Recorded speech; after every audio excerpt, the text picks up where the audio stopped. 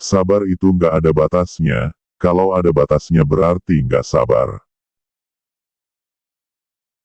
Peran agama sesungguhnya membuat orang sadar akan fakta penciptanya, bahwa dirinya bagian dari umat manusia dan alam semesta.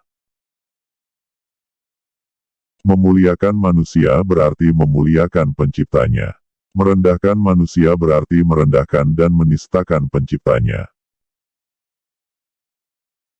Tidak penting apa agama dan sukumu, kalau kamu bisa melakukan sesuatu yang baik untuk semua manusia, maka orang tidak pernah tanya apa agamamu.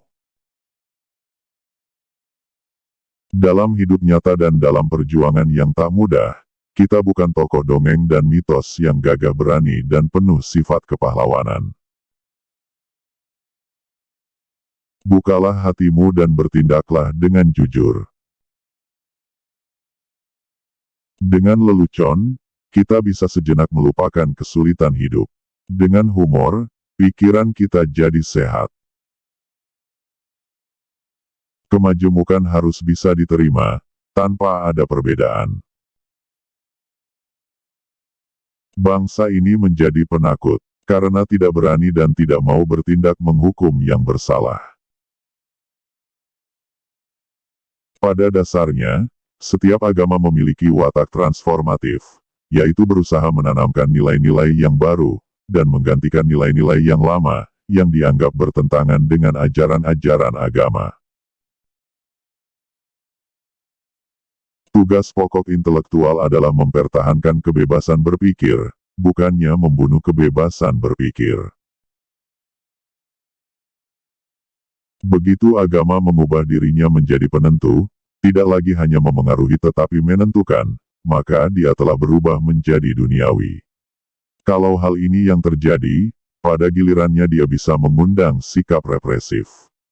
Agama menjadi represif, untuk mempertahankan dirinya.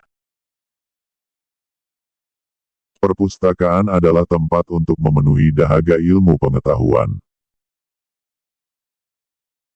Pemahaman kembali terhadap ajaran-ajaran agama seringkali mengambil tema, kembali kepada ajaran yang benar atau kembali kepada ajaran yang asli.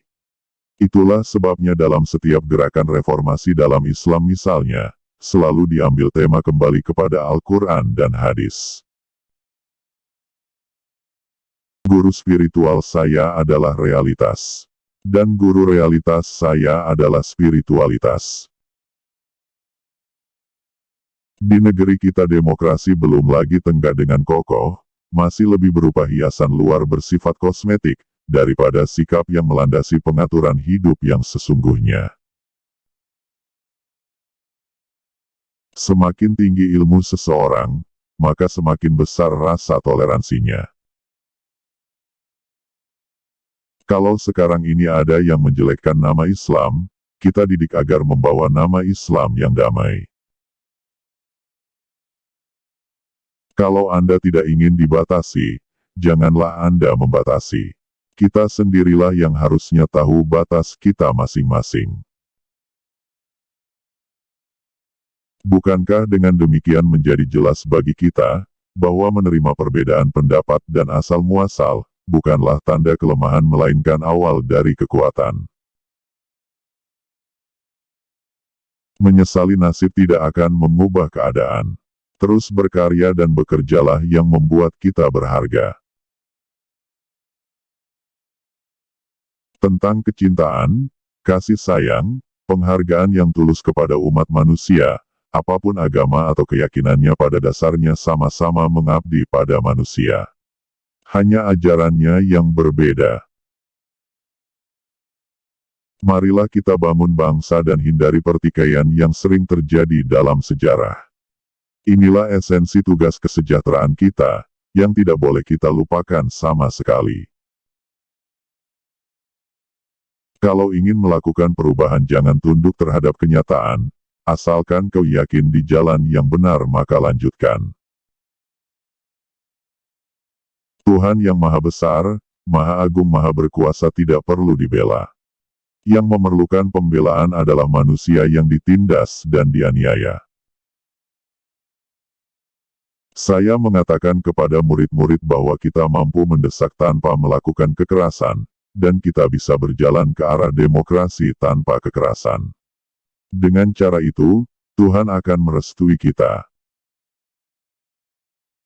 Keberhasilan pemimpin diukur dari kemampuan mereka dalam mensejahterakan umat yang mereka pimpin.